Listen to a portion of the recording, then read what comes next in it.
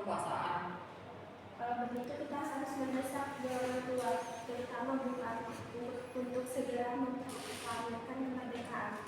Benar Bu, Jepang sudah tidak ada wewenang lagi di negeri kita. Kita harus memanfaatkan momen ini. Betul sekali kawan. Kemerdekaan itu adalah hak dan persoalan rakyat yang harus segera diproklamasikan. Mari kita semua meminta kepada Soekarno dan Bung Hatta untuk memutuskan segala hubungan dengan Jepang.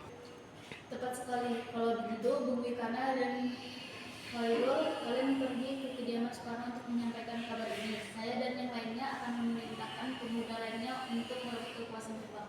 Tanggal 14 Agustus 1945, Syahrir, Wikana dan Darwis tiba di kediaman Soekarno di Jalan Penggagasan Timur nomor 56, Jakarta. Sekitar pukul 21.00 waktu Indonesia Barat, keduanya menyampaikan hasil keputusan rapat. Silakan masuk, ada maksud apa saudara-saudara kemari? Bung Karno mempersilakan masuk dan duduk di ruang tamu.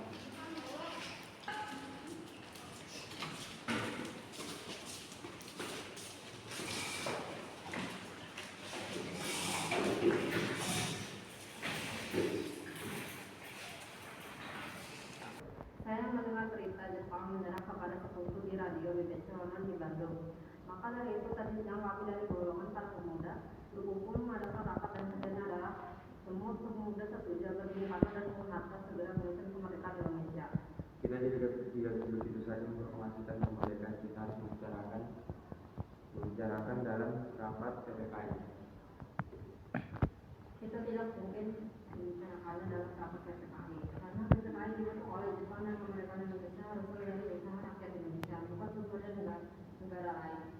Bukan begitu, kita memang seharusnya membicarakannya dalam rapat PPKI karena PPKI adalah badan yang bertugas mempersiapkan kemerdekaan. Apakah kita harus menunggu janji Jepang untuk memerdekakan bangsa ini? Kita bisa, Bu. Kita harus bangkit dan memproklamirkan kemerdekaan sendiri. Mengapa kita harus menunggu janji manis itu? Jepang sendiri bahkan telah kalah dan menyerah tanpa syarat kepada sekutu. Apabila sebelumnya itu akan mampu mengalahkan armada perang milik Jepang. Coba kau perlihatkan pada kekuatan yang diperlukan itu. Apa tindakanmu untuk menyelamatkan wanita dan anak kita? Ternyata terjadi pertumpahan darah. Bagaimana cara kita nanti untuk mempertahankan kemerdekaan kita akan jadi. Coba bayangkan bagaimana kita akan tegak di atas kekuatan sendiri. Tapi semakin cepat kita memproklamasikan kemerdekaan akan semakin cepat pula kita mungkin penderitaan rakyat yang sudah ditanggung selama ini. Inilah yang sudah ditunggu-tunggu bangsa kita, Bu. Baiklah, tapi berikan kami waktu untuk berunding sebentar. Baik, kalau begitu kami pamit. Akhirnya, karena masing-masing mempertahankan pendapatnya, keempat orang golongan muda tersebut berpamitan kepada Bung Karno, Syahrir, Wikana, Darwis, dan Saleh, berpamitan dan bergegas meninggalkan kediaman Bung Karno dengan wajah kesal. Kemudian, para anggota golongan tua yang berada di kediaman Soekarno langsung membicarakan permasalahan tersebut. Bagaimana ini? Para pemuda menuntut untuk segera memproklamasikan kemerdekaan. Tapi kita tidak boleh gegabah, Bung. Kita butuh waktu untuk mempersiapkan semuanya dengan matang agar tidak terjadi sesuatu yang tidak diinginkan.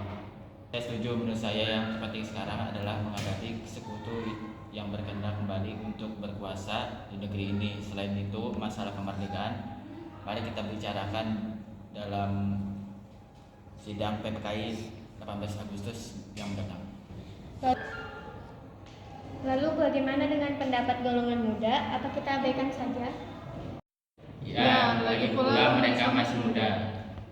Berarti kita semua sudah sepakat kan? Dengan demikian, usaha para pemuda dengan juru bicara Sultan Syahrir untuk membujuk Insinyur Soekarno agar segera memproklamasikan kemerdekaan mengalami kegagalan.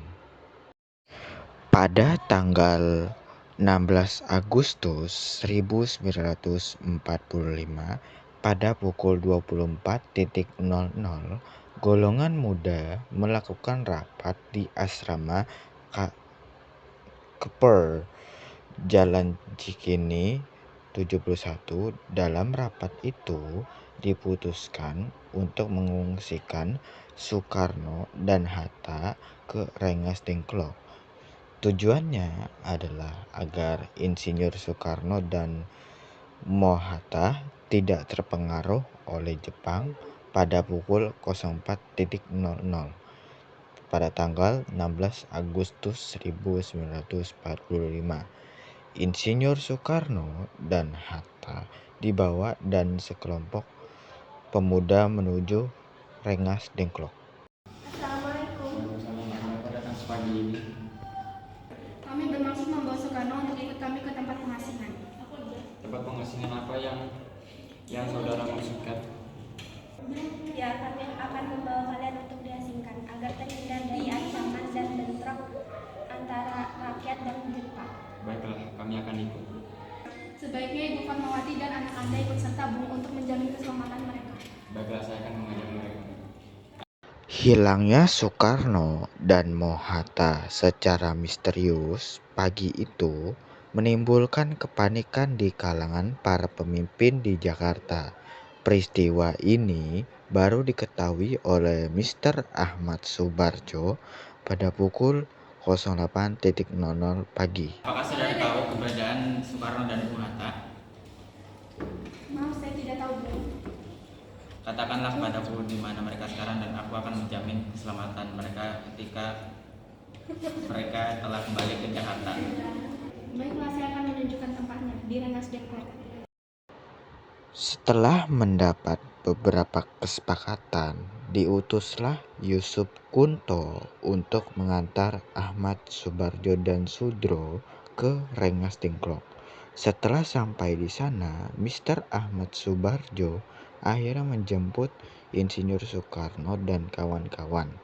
Selain itu, Mr. Ahmad Soebardjo berhasil meyakinkan para pemuda untuk tidak berburu-buru memproklamasikan kemerdekaan. Sekitar pukul 23.00, rombongan Insinyur Soekarno sampai di Jakarta untuk sesaat pulang ke tempat masing-masing, lalu menuju rumah Laksamana Maeda untuk merumuskan naskah proklamasi. Pada tanggal 16 Agustus 1945 pada pukul 23.00 waktu Indonesia Barat, rombongan tiba di Jakarta.